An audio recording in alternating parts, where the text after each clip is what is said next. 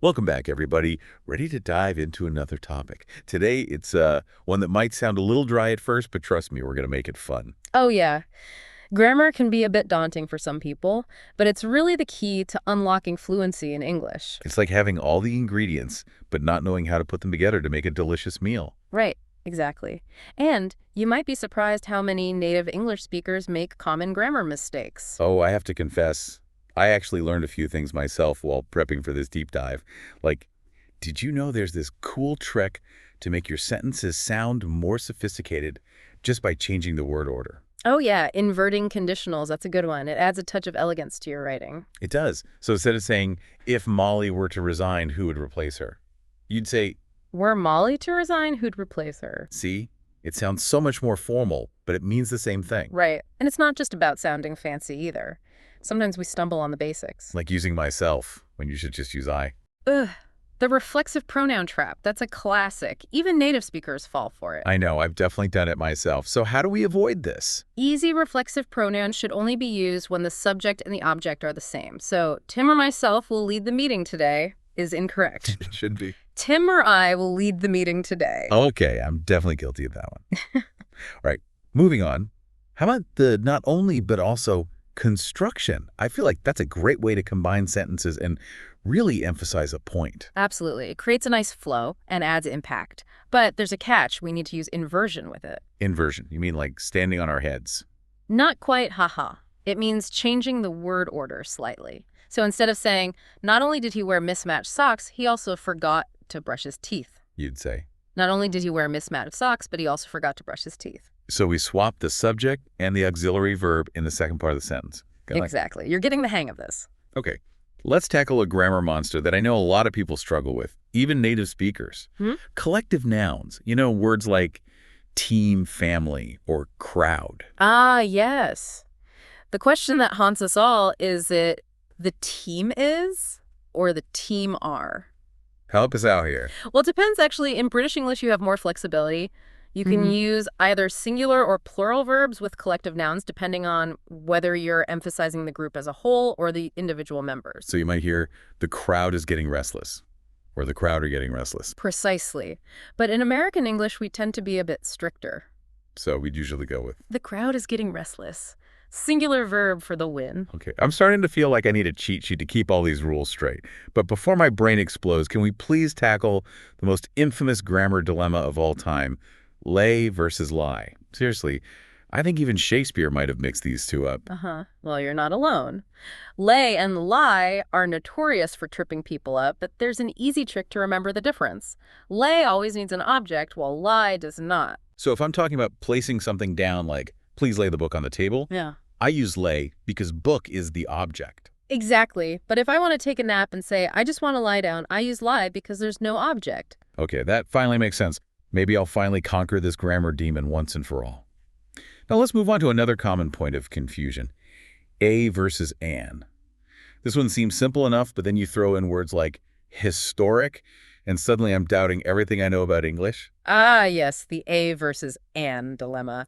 It all comes down to the sound that follows, not necessarily the letter itself. I mean, like whether the next word starts with a vowel sound or a consonant sound. Precisely. So we say a cat, but an apple. But what about words like historic?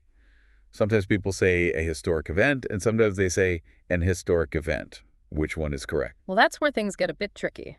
You see, the pronunciation of historic can vary.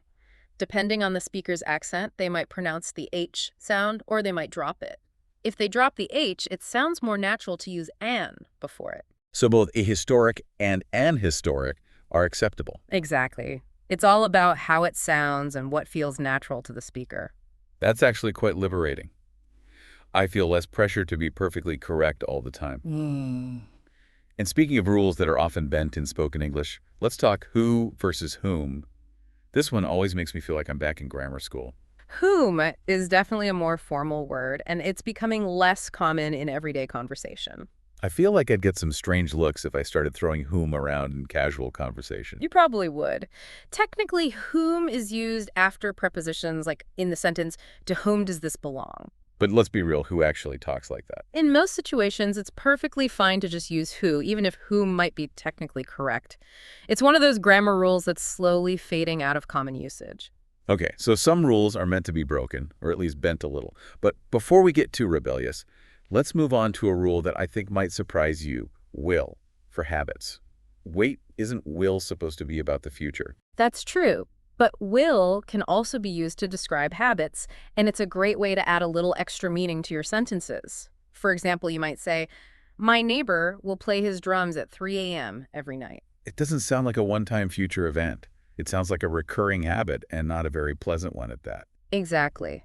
And the way you emphasize will in that sentence implies a certain level of annoyance or frustration. It's like saying, oh, he's doing it again, without actually saying those words. So it's a way to subtly inject your own feelings into the sentence.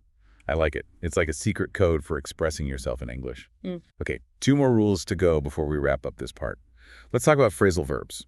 I know these can be tricky for English learners because the meaning isn't always clear from the individual words. They can be tricky for native speakers, too. And one of the things that can trip people up is figuring out if a phrasal verb is separable or not. So what does that mean exactly? Can you give me an example? Sure. Let's take the phrasal verb get over in the sense of recovering from something. This one is non-separable. You can't say, I need to get the flu over. You have to say. I need to get over the flu.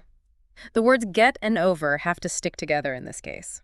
Got it. So the object, the flu, can't come between get and over. Precisely.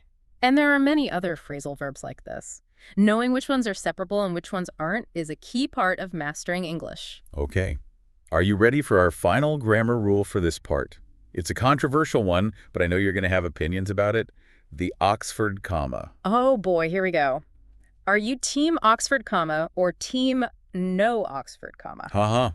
I'm definitely team Oxford comma, but I know some people feel very strongly about leaving it out. So can you explain what it is and why it's such a big deal? The Oxford comma is that little comma that comes before the word and in a list of 3 or more items. For example, in the sentence, I bought apples, bananas, and oranges, the Oxford comma would go after bananas. So it would be, I bought apples, bananas, and oranges. Exactly. Some people think it's unnecessary, but it can actually make a big difference in clarity. I've seen some funny examples online where the lack of an Oxford comma leads to some pretty awkward or even hilarious interpretations. Exactly. It can sometimes create ambiguity and make the sentence harder to understand.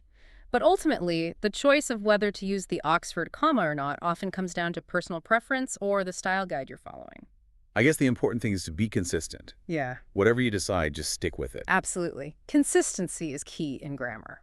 Well, I feel like we've covered a lot of ground in this first part. From inverted conditionals to the Oxford comma, we've explored 5 grammar rules that can really help you elevate your English. And we still have 5 more to go. Join us in part 2 as we continue to delve deeper into the fascinating and sometimes quirky world of English grammar. You know, it's amazing how just a tiny change in grammar can have a big impact on what we're trying to say. Oh, absolutely. Like we were talking about the Oxford comma before. Right. A single comma can change the whole meaning of a sentence. Totally. And it's not just punctuation either. Even a simple word like will can completely shift the tone. Oh, yeah, will for habits. That's a fun one. It is. It seems counterintuitive at first because we usually think of will as being about the future. Right, but it can also be used to describe those things that people do over and over again in their habits. Like, let's say you have a friend who always wears mismatched socks. Instead of just saying he always wears mismatched socks, you could say, he'll wear mismatched socks to a wedding, a job interview, even his own graduation. It's like you're saying, this guy is unbelievable. Without actually saying it. Exactly. It's subtle, but it adds a whole new layer of meaning. I love it. Okay, I'm feeling inspired to up my grammar game even more. Can we talk about phrasal verbs again? I know we touched on them briefly in the last part. Sure thing. They're a bit of a challenge, but they're also super important for sounding natural in English. One thing I struggle with is knowing when to separate the verb and the particle and when to keep them together. Ah, yes. The separable versus non-separable conundrum. Exactly. Okay. Any tips for figuring that out? Well, one clue is to pay attention to whether the phrasal verb has a literal or a metaphorical meaning. Okay, so like pick up can be literal, like picking up a book. Right, and it can also be metaphorical, like pick up a new skill. And the metaphorical ones are usually non-separable. You got it. You wouldn't say, I need to pick Spanish up. You'd say, I need to pick up Spanish. Okay, so that's one trick. What else? Another thing to watch out for is pronouns. If the object of the phrasal verb is a pronoun like it, him, or her, you usually can't separate the verb and particle. So you'd say, I need to think it over, not I need to think over You it. got it. It's like the pronoun acts as a little glue holding the phrasal verb together. I like that analogy. It's easier to remember than a bunch of rules. Okay. I'm feeling a bit more confident about phrasal verbs now. Can we switch gears for a bit and go back to collective nouns? I'm curious about how they're used differently in British and American English. Sure, it's a subtle difference, but it can be a bit confusing. So in British English, you often hear people using plural verbs with collective nouns, even though the noun itself is singular. Right, like the band are playing their new song, even though band is a singular noun. But in American English, we usually say the band is playing their new song. Exactly. We tend to think of the band as a single unit in that context. It's like we're emphasizing the group as a whole rather than the individual members. Precisely. It's a small difference, but it's one of those things that can make you sound more like a native speaker. Speaking of things that can make you sound more like a native speaker, I think it's time to revisit the Oxford comma debate. Are you ready for round two? Bring it on. So just to recap, the Oxford comma is that comma that goes before the word and in a list of 3 or more items. Right, like I bought apples, bananas, and oranges. And people get really passionate about whether to use it or not. It's one of those grammar rules that people either love or hate. I know, but why all the fuss? Well, it comes down to clarity. Some people argue that the Oxford comma is unnecessary and clutters up the sentence. They think the word and is enough to separate the items in the list. But others argue that it can prevent ambiguity and make the sentence easier to understand. Exactly. There are definitely cases where the Oxford comma is crucial for clarity. Remember the Ayn Rand and God example? Oh, yeah. Without the Oxford comma, the sentence could be interpreted in a very different way than intended. Right. With the comma, it's clear that the book is dedicated to 3 separate entities: the author's parents, Ayn Rand, and God. So it's a tiny comma with a big impact. Absolutely.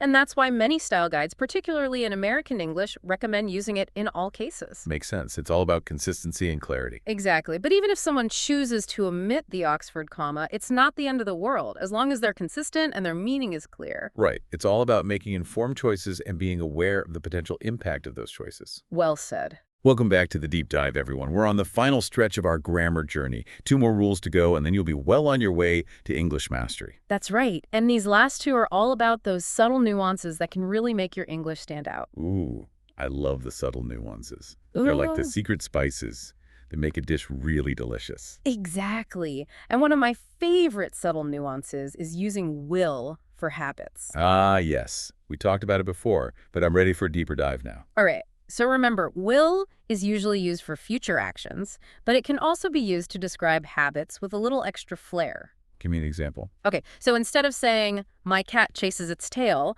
you could say, my cat will chase its tail for hours on end, even when it's completely exhausted. Uh-huh. I can just picture that poor cat spinning in circles. Exactly. And that will adds a touch of humor and personality to the sentence. It's like you're saying, can you believe this crazy cat, without actually saying it. I love it. It's like a secret code for adding your own commentary to the sentence. Precisely. And it makes your English sound more natural and engaging. Okay, ready for our final rule. Hit me with it. Let's tackle the A versus N dilemma. This one seems simple, but it can trip people up. It does. I still get confused sometimes, especially with words like historic. Ah, yes, the historic debate. It all comes down to the sound, not the letter. So it's not about whether the word starts with a vowel, but whether it starts with a vowel sound. Exactly. We say a cat, but an apple, because cat starts with a consonant sound and apple starts with a vowel sound. But with historic, sometimes people say a historic event, and sometimes they say an historic event. That's because the pronunciation of the H can vary. Depending on the speaker's accent, they might pronounce it or they might drop it. So if they drop the H, then it sounds more natural to use an before. Right, and both are considered acceptable. It's all about what sounds natural to the speaker. So there's not necessarily a right or wrong answer. Not in this case. It's all about how the language is actually spoken and what flows smoothly. Okay, I feel better about that. It takes some pressure off trying to be perfectly correct all the time. Exactly. The beauty of language is that it's constantly evolving and adapting. And the most important thing is to be clear and to express yourself effectively. Well said. And that brings us to the end of our grammar deep dive. I feel like we've uncovered so many useful tips and tricks. I'm ready to go out and impress everyone with my amazing English. I'm sure you will. No. And remember, the best way to improve your grammar is to keep practicing and keep exploring the nuances of the language. Well said. Thanks for joining me on this deep dive, everyone. And remember, the world of English is full of fascinating surprises. So keep learning, keep exploring, and keep having fun with it.